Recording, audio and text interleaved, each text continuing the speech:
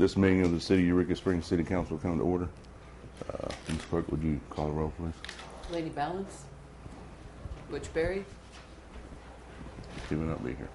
Parker Raphael, Here. Ken Pownall, Here. Dean Kirkpatrick, He's here. James DeVito.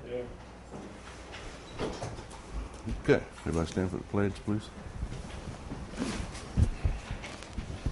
I pledge allegiance to the flag of the United States of America and to the republic for which it stands, one nation under God, indivisible, with liberty and justice for all. Thank you.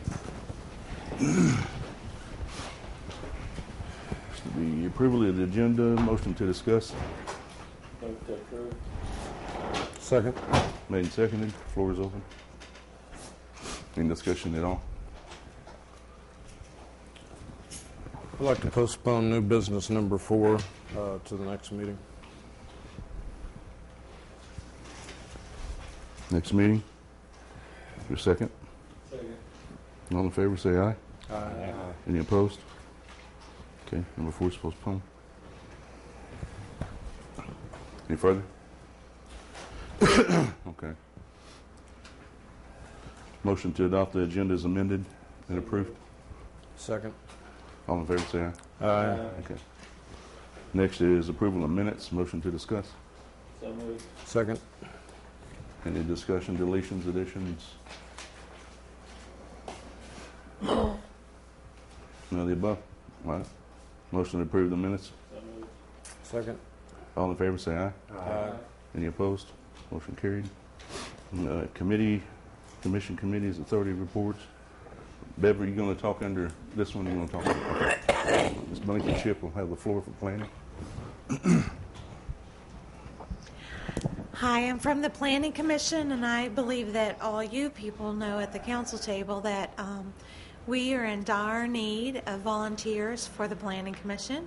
We are just about down to 4 members, and there's 7 positions, so we have 3 openings, and I hope that those of you watching at home will put your applications in and help your city. It's not fair to the 4 of us that are left that we can't ever take a day off, but more than that, it's not fair to all the citizens because there's not a healthy round of input, and we really need 7 people. Don't worry that you haven't ever served before. There's going to be training here from the Municipal League in our town in September. I wanted to let y'all know that the Municipal League's coming and going to have a training workshop here in our town. I also wanted to thank council for seeing the significance of the new zoning map and the handicap parking spaces in our town. I believe that's a good and positive step forward for our city, and I thank y'all for that. It has been brought to our attention that the Planning Commission does not see things that are being built in our town or reconstruction or new construction, and we have found that the reason that is because there is nothing in our city code that says any of those things have to come before us, but we are working on a plan of action of how that would happen before we bring you something to this table.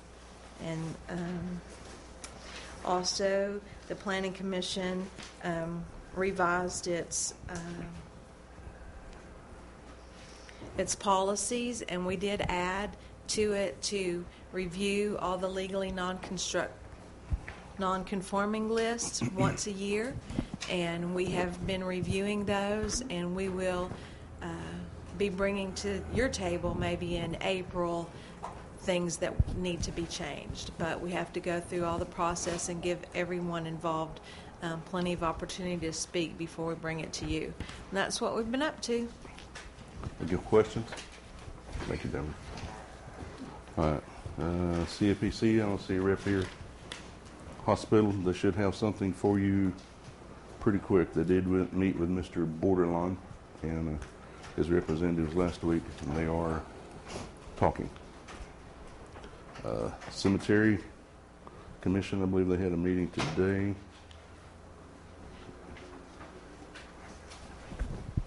made some personnel changes. Yellow Bag Research Committee, don't know. The Deer Hunt Committee, we have been talking to Arkansas Game and Fish, and they are still waiting for all of their areas to get together and figure out where they're going to have this orientation meeting at. But once they know that, they'll give us some more definitive time and area where we're going to work toward. Okay. Public comments.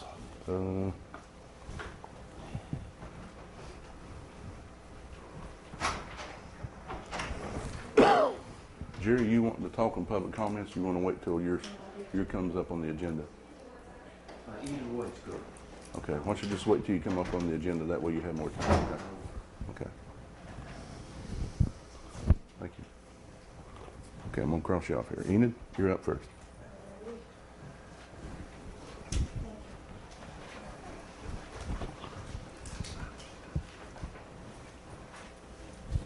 Good evening. My name is Enid Swartz, and first of all, I have to thank you for working on the handicap parking ordinance. I'm anxious to hear what you've come up with, and I hope it will work for our town. I hope it will be helpful. What I want to talk about today, though, is the ordinance for demolition by neglect. Do we actually have an ordinance for demolition by neglect? Or did we have one and it never passed? Which do we have? I think it failed. Well, it's gotten to the point where there are structures in this town that are terribly dangerous, and something should be done about them. Maybe the problem is that you should not use the word demolition. Maybe you should use the word raise. Then people won't get so upset by it. But there is a house on Magnetic right behind Ice Cream Delights. It's a white stucco house, and it's fallen apart. And these places end up being used by squatters. They start fires in them to stay warm, and pretty soon we have a fire in town. There's another place on North Main that was owned by an artist, and his name was Doc. There's a huge hole in the roof of it, and there's a tarp thrown over it, but nothing's been done with that. These two buildings I've watched for over 10 years. Nobody's in them. Nothing's been done with them. I think we really need to look at these two buildings especially, but there are probably others also. Thank you.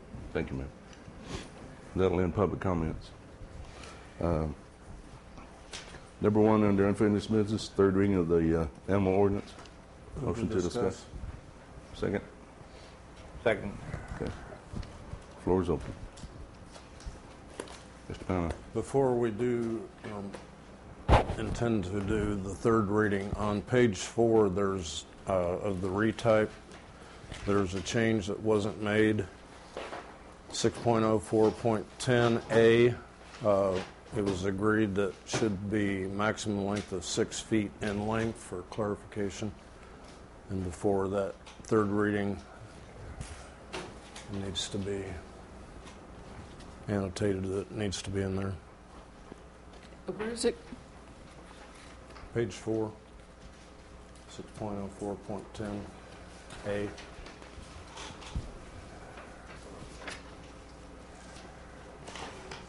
Be under restraint, first one.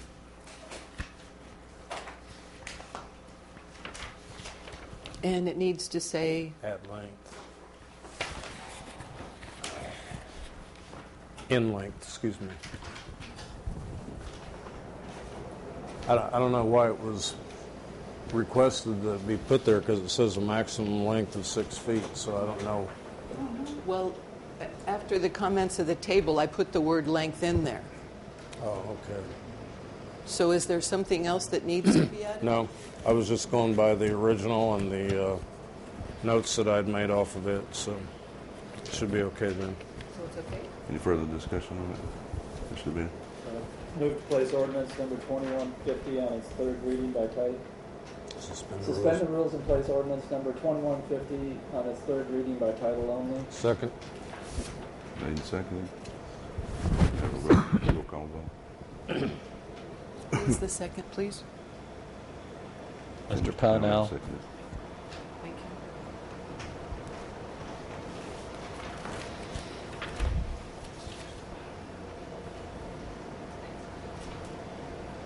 Mr. DeVito? Yes. Mr. Raphael? Yes. Mr. Pownall? Yes. Dr. Kirkpatrick? Yes. 4-0. Okay.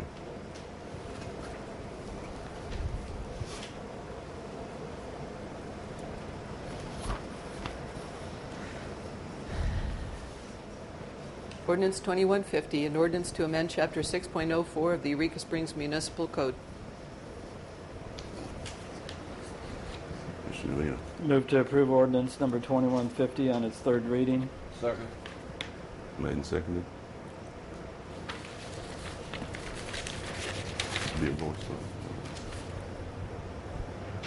All in favor, say aye. Aye. Any opposed? Motion carried. If y'all have trouble hearing me, let me know.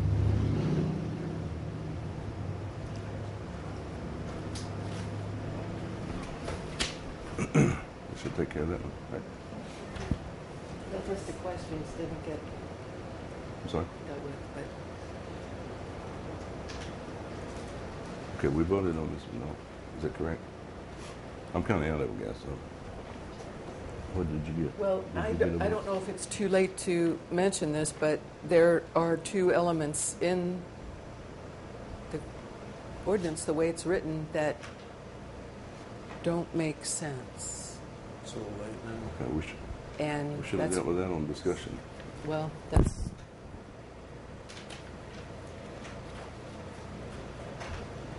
those were the questions I sent to council, and You sent us Can we go questions? back and readdress this? Since it's already been voted on by ballot time? The presumption of court would be that council didn't find them to be of interest. Now, some members of the council who were just voted wanted to readdress it would have the opportunity to by the next council meeting, but at this point, it stands as passed.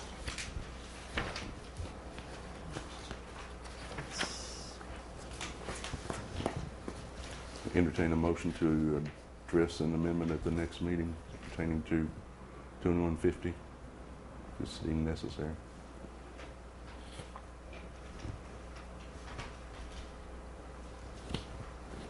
Or not? Mr. Mayor, Yes, sir. just for everybody's knowledge, what are the issues?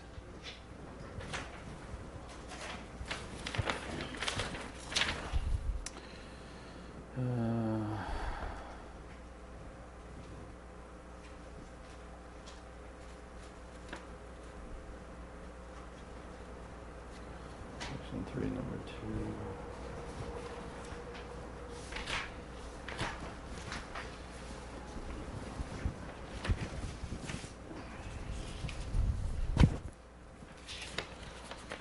Any further on this? Okay, as it is, it's adopted. I mean, it's a done deal right now. Anything else? All right, no, we'll move on.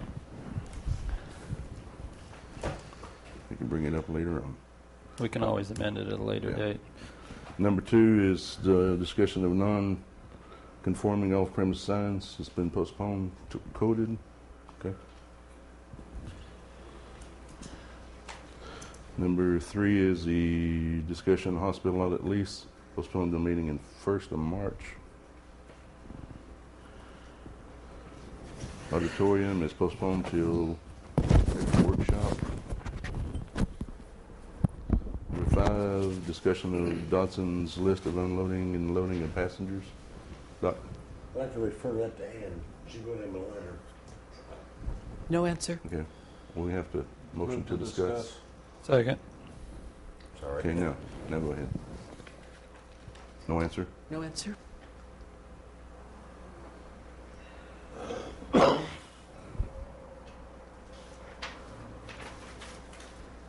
Any further on that one? Yes, sir. Question for the city attorney. Do we have a valid issue yet as far as not conforming to the franchise agreement?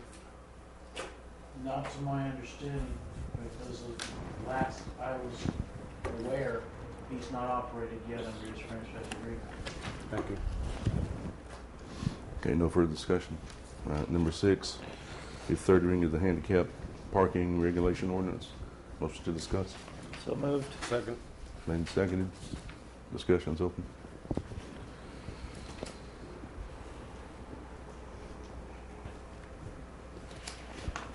Mr. DeVito. I would move to suspend the rules and place ordinance number 2149 on its third reading by title only. Second. Made and seconded. It's going to be a roll call vote.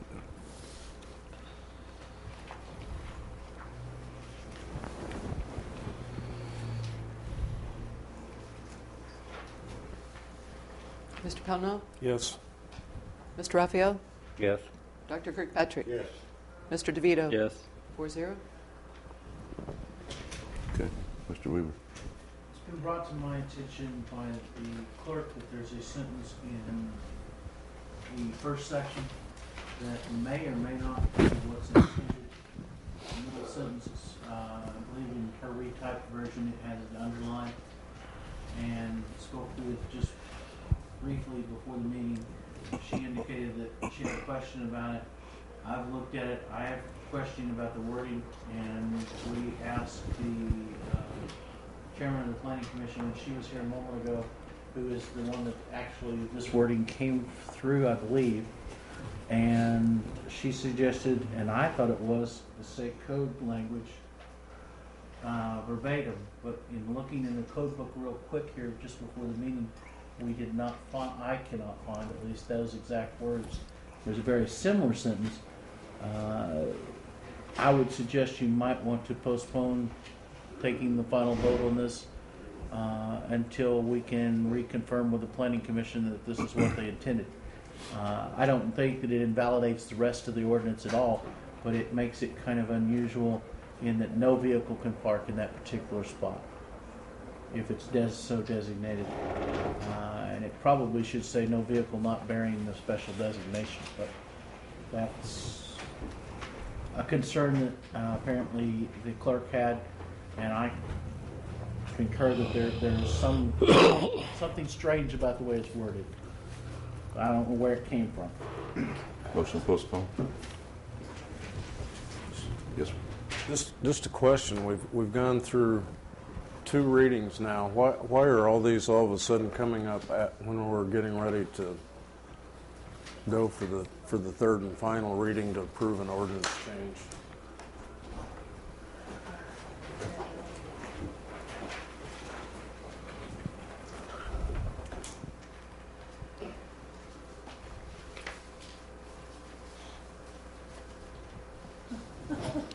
Can be adopted and then I would suggest, I don't know why this is an issue other than the clerk brought it to everyone's attention here a moment ago.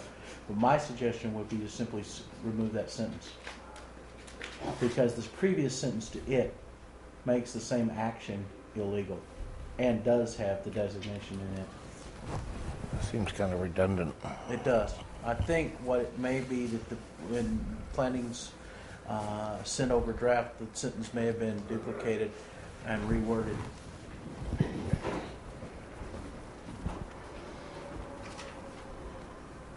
can you just add undesignated vehicle?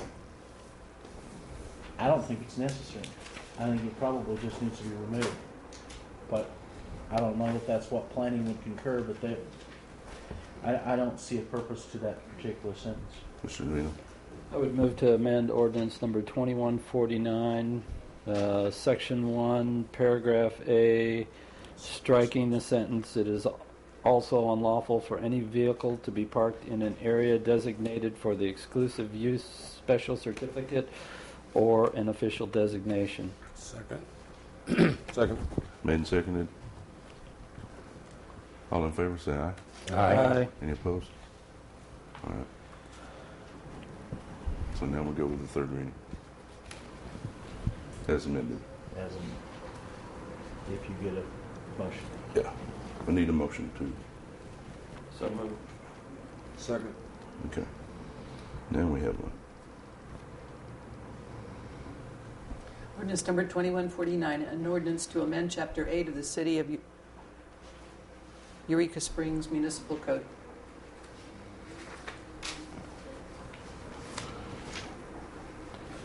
Anything else on that one? We probably need to add Eureka Springs Municipal Code, City of. Actually, you need to take a vote on approving. Okay. Roll call. Yeah. All right.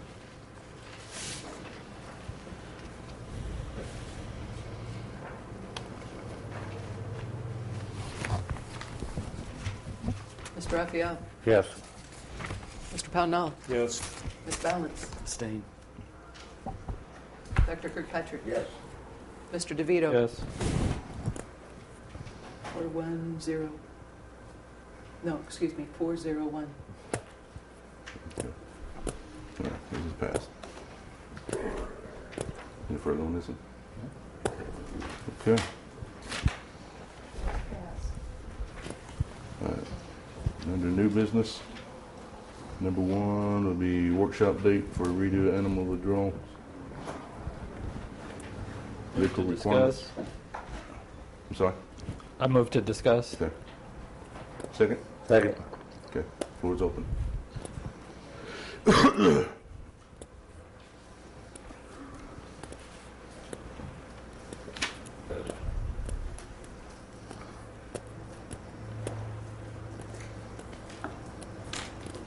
Anybody? Is there a particular date that you guys can work with that would work best for all of you all for the workshop? Because I can be any tape. They need to make comments here, sir. Do you call them? Mr. DeVito. I'd ask the clerk what are our workshop dates already, such as limousines, auditorium. Is there another one out there? I'm going to answer. Okay. Yeah. March 8th on the limousines, a date in April that looks like the second half of the month, and it's not pegged, but it'll be discussed a little bit later. Hopefully get some info from council on their availability for that workshop. And those are the two I know of. Any questions, Mr. Tharp? As long as he's here. Okay.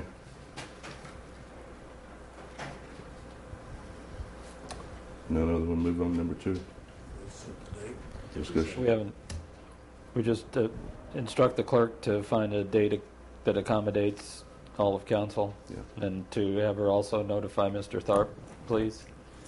We need to vote on that since it's not really a motion. We should. All right. All in favor, say aye. Aye. Any opposed? So be it. Yeah.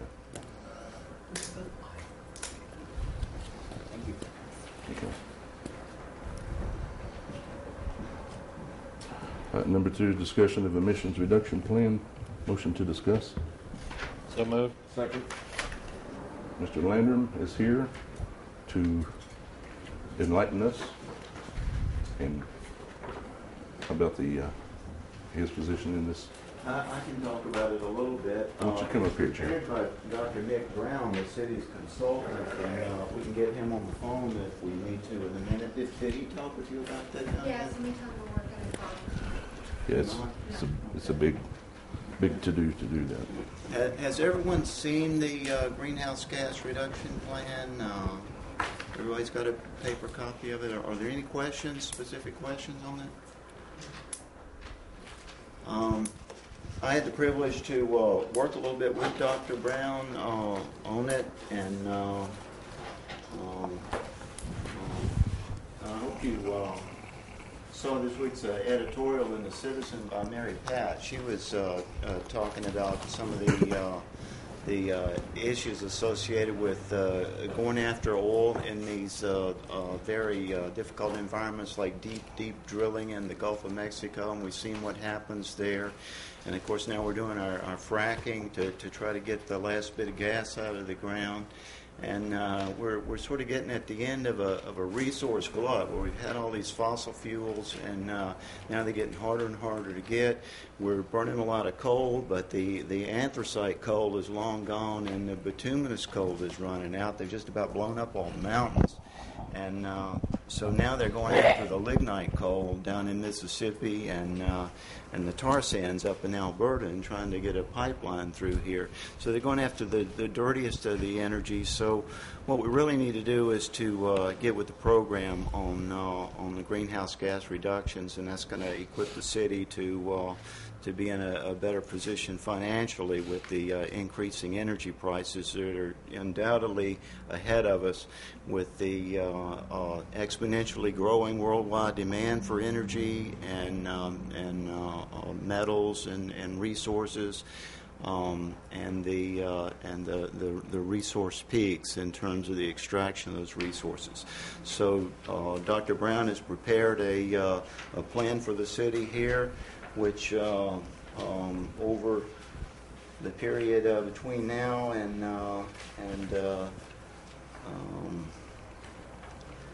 2040 should save the city a net of somewhere around $87 million, and yet meet the goals of a 50% reduction in greenhouse gases by 2020 and an 80% reduction by 2050.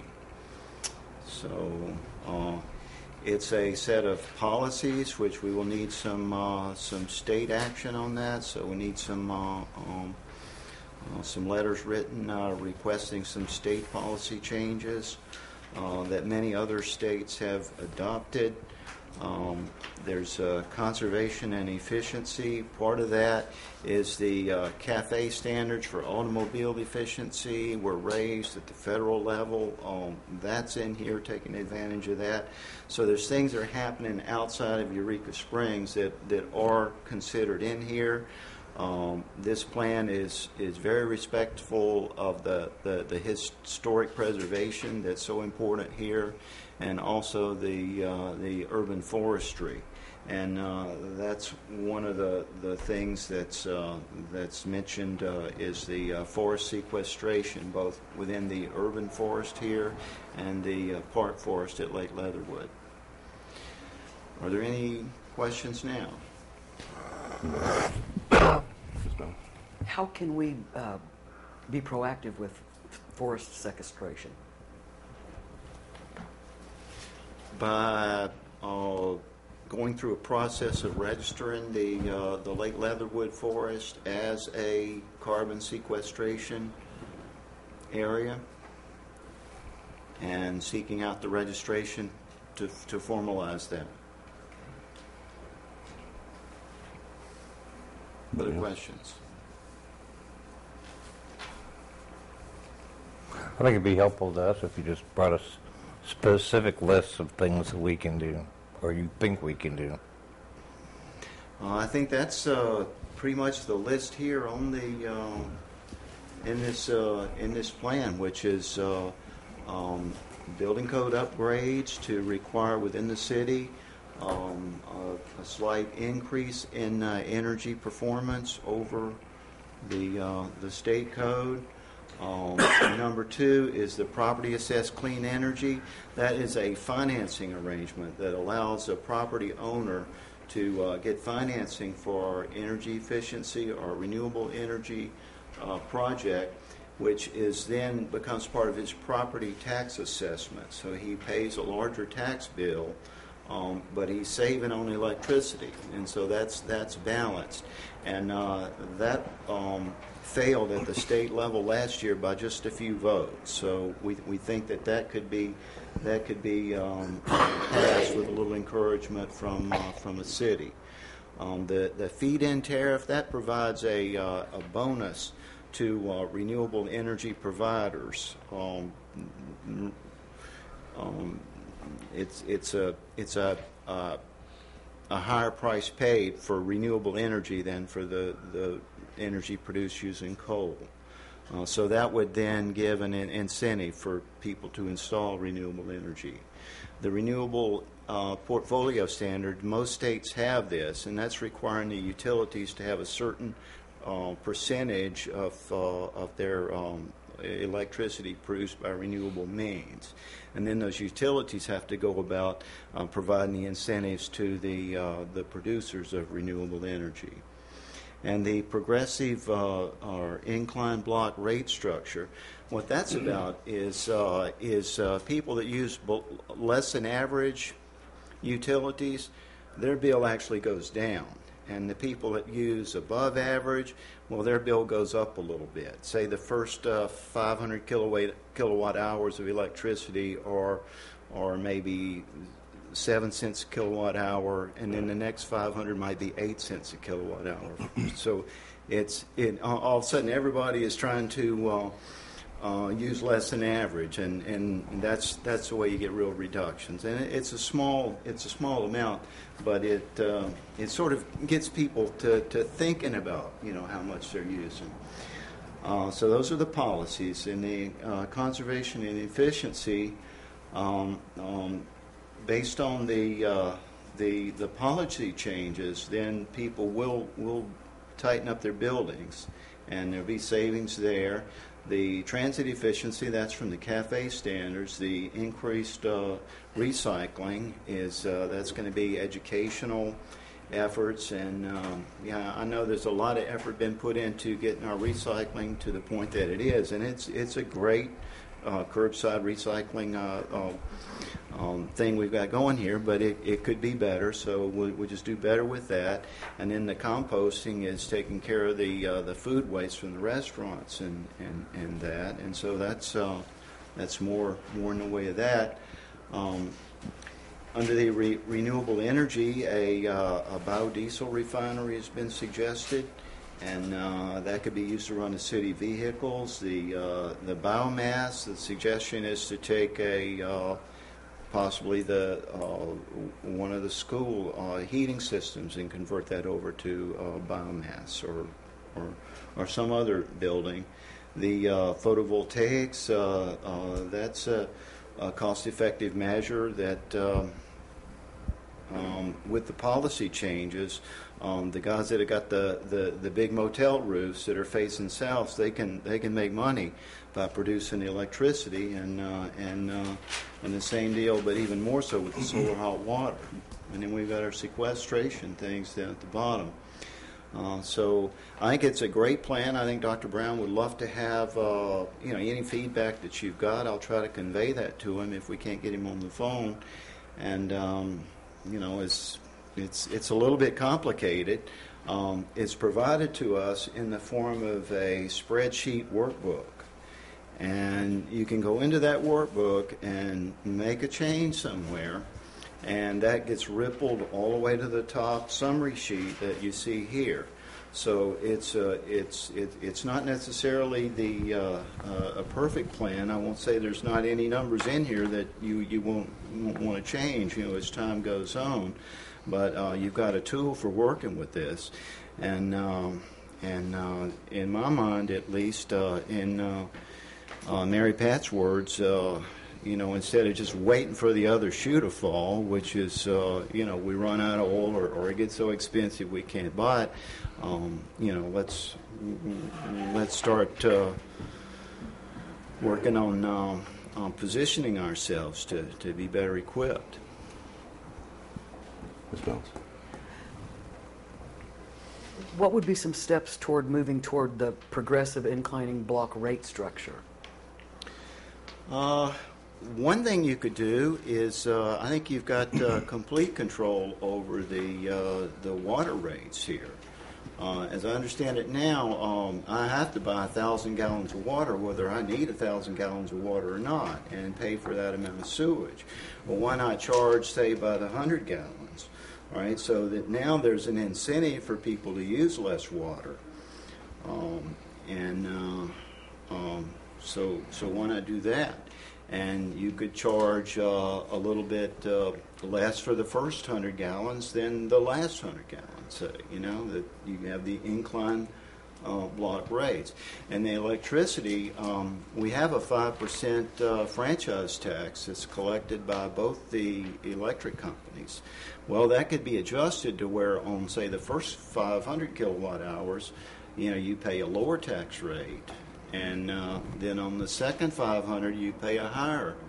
We'd have to get the power companies involved with that, but that would be one way to do it just locally. But let's send a letter to the Public Services Commission asking them to implement this statewide. Anybody else? Thank you, Jerry. Appreciate you. Okay, get mine. Okay. Number 3 under new business, the discussion, pardon me, apartment buildings license fees. Motion to discuss. So moved. Second. Floor is open.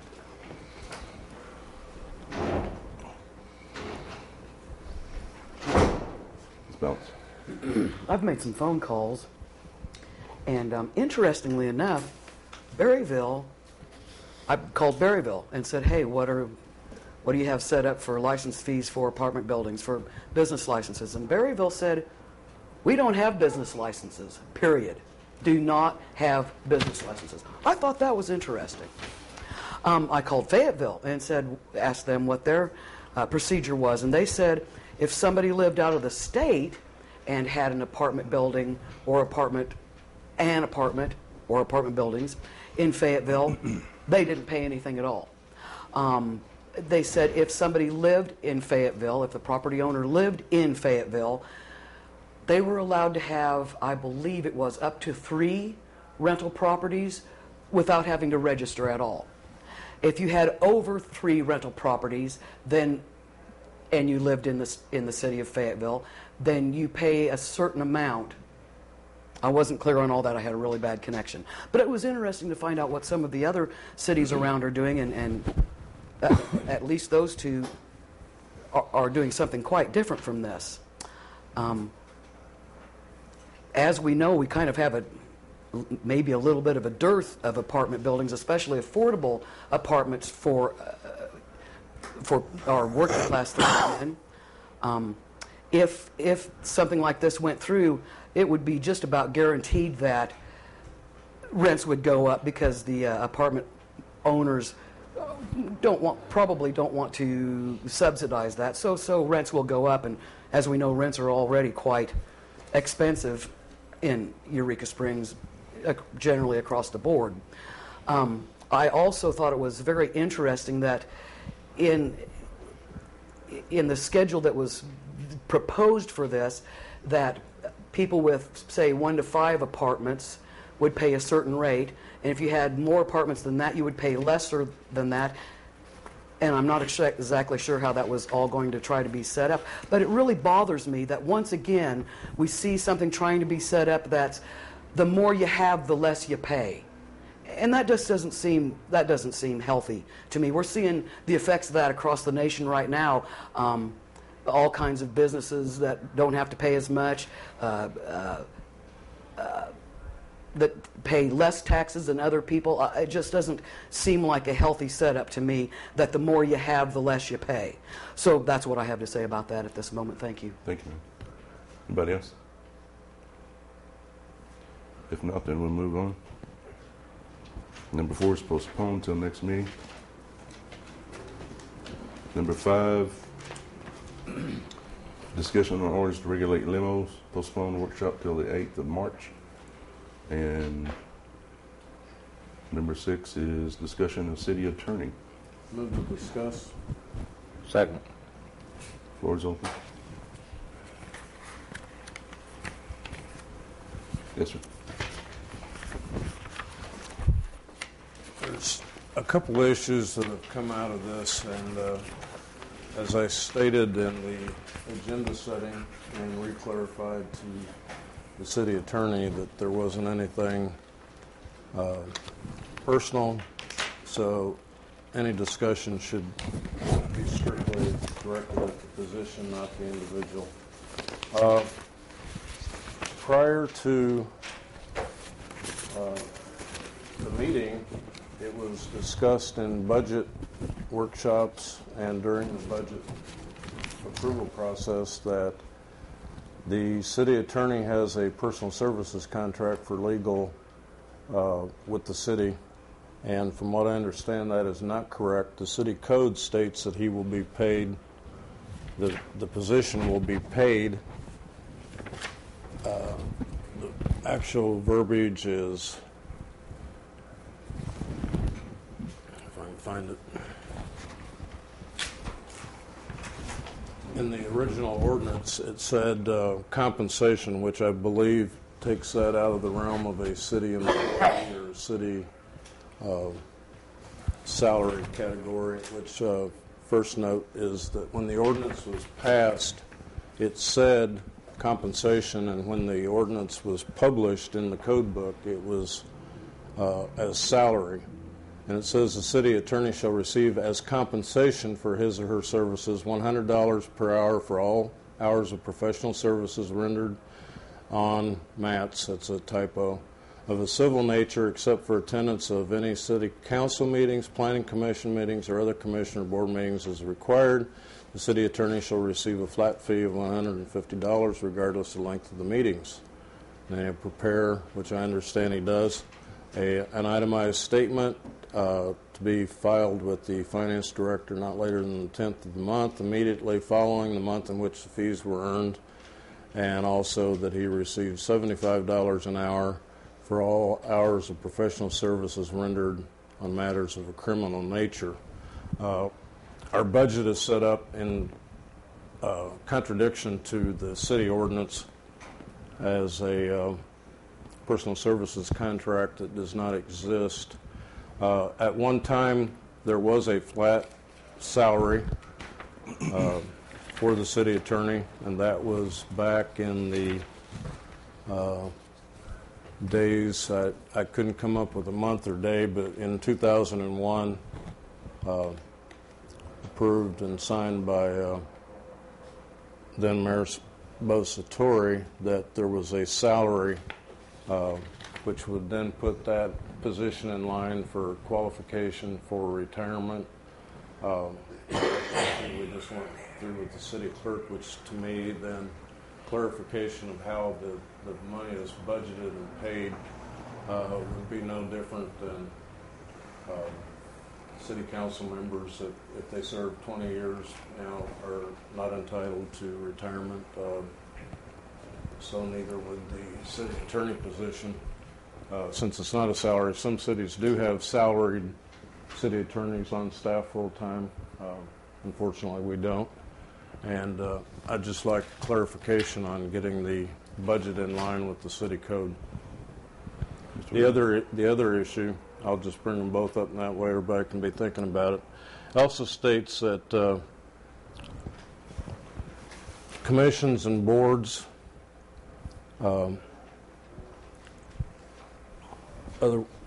excuse me, let me back up a minute, that the only people that can contact the city attorney directly are the mayor and department heads, or someone who is filing an appropriate action claim against a supervisor. All others, commissioners, elected city officials, planning commission, other than the fact, it shows you how this hasn't been updated. It says that the city planner can contact the city attorney directly. But in the way this is worded, the only contact that can be made, like I said, with the city attorney, other than the mayor, and that anyone else, which would include the city clerk, this table, and non-salaried or salaried people, city employees that aren't department heads would have to come through the city attorney or the city mayor for written permission to address the city attorney.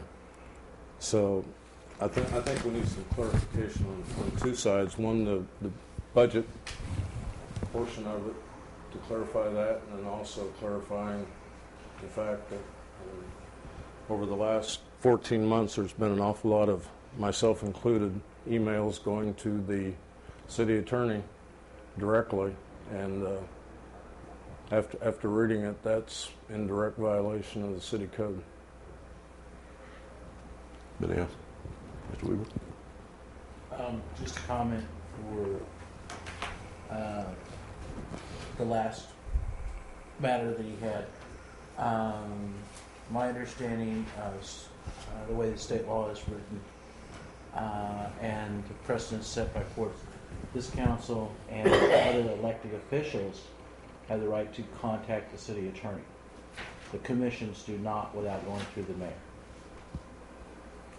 The boards do not without going through the mayor. But contact cannot be limited from the elected officials to the city attorney. But other than that, he is correct. Boards and commissions are supposed to seek the permission. In the past, sometimes some mayors have in a blanket authorization. Others have required that each time contact be made to the mayor's office first. Any further? Mr. Vina? So, is our code as written disallowing individual contact with the city attorney? Does that countermand state, or do we have the authority to craft it in the manner that it is? I think it's appropriate the way it is.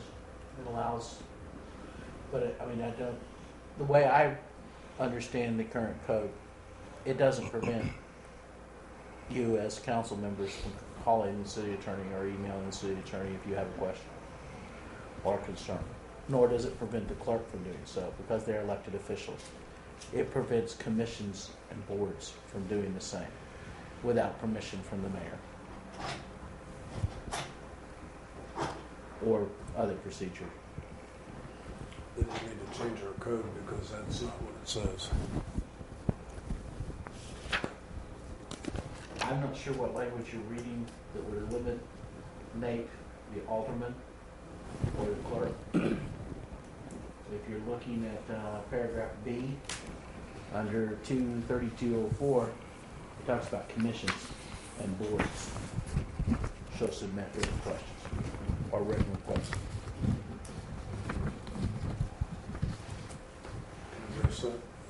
Yes, sir. Under paragraph D, it says, the mayor, the chief of police, the city fire marshal, city building inspector, and the city planner shall have the right to initiate direct communication with the city attorney. All other city personnel and city's officials and appointees shall submit written requests to the mayor and receive his or her written approval before initiating communications with the city attorney on new matters.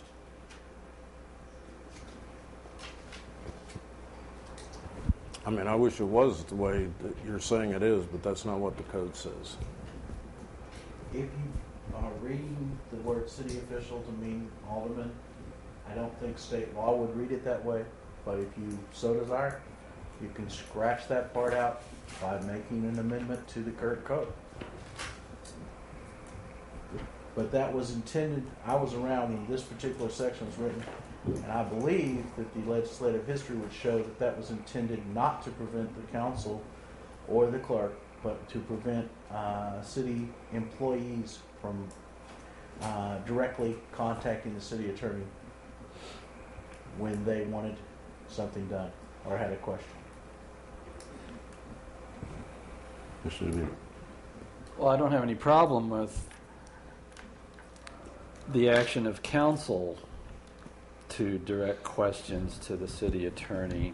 I do have some trepidations about unfettered access to the city attorney by any council person. At $100 an hour, that can start racking up some pretty good amounts if any individual council person wants to encumber the city attorney with various questions. If that's going to be the ultimate result from this council, then I want to see a time sheet on every single council person that's been contacting the city attorney and what that dollar and cents comes down to. Ms. Bowles? If you would like that as part of the documentation that's sent to the city each month, it certainly can be done. I will tell you, I've not kept it specific to any council member, but I would doubt in the last 9.5 years that I've been doing this, or 9.25 years I've been doing this, that any council member has ever probably exceeded more than $500 in a particular year with questions, if that much. Ms. Bowles? Apparently, for the sake of clarity, it might be good to amend this section of City Code so that we can clearly delineate that city council members should have the right to contact the city attorney if they feel it's necessary. Because as I read, the mayor, chief of police, the city fire marshal, city building inspector, and city planner shall all have the right to initiate direct communications with the city attorney. All other city personnel and city officials, and that's us. We're other city officials. And you know, if all these other people aren't, running up a great big huge bill, and we trust them not to, then I would think that we could trust one another to use discretion, as most of us are business people and understand having to pay bills and racking up big bills. So since the city attorney is more than simply the mayor's counsel, he is the city attorney, it would seem to be appropriate for any of us within our discretion to be able to contact him and talk over matters and get his opinion. So I think it would be very appropriate to amend this portion of code. You want to make that a motion? I will move that we amend this portion of code, and I will to be brought forth at the next meeting. Okay. Is there a second? Second. All in favor, say aye. Aye. Any opposed? No. Okay. 4. 1-0. All right. That's the next meeting. Thank you very much. All right. Yes, sir. Clarification on the budget part. Do we need a motion, or are we going to take any action? I'll probably take a little research on that one and see what it. We'll have an answer for you next meeting. Thank you very much. We'll get our finance director to check on that one. All right, next on the agenda is agenda setting. Motion to discuss. So moved. Second. Floor is open. Mr. Parnell. Since we only have 2 meetings left in this quarter, could the next agenda please show which department heads and commissions are going to be reporting to council as we agreed to in January? Let's see. I still think that's my prerogative, not y'all's. Passed as procedures for this table. Yeah, I still think First it's my meeting in prerogative. January. I believe that's administrative, not legislative. I think it's in the code. I'll try to look that up.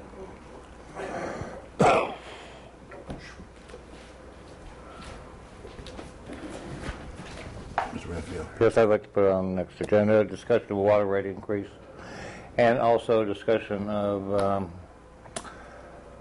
this monthly minimum billing and garden meters and such. Second. Okay.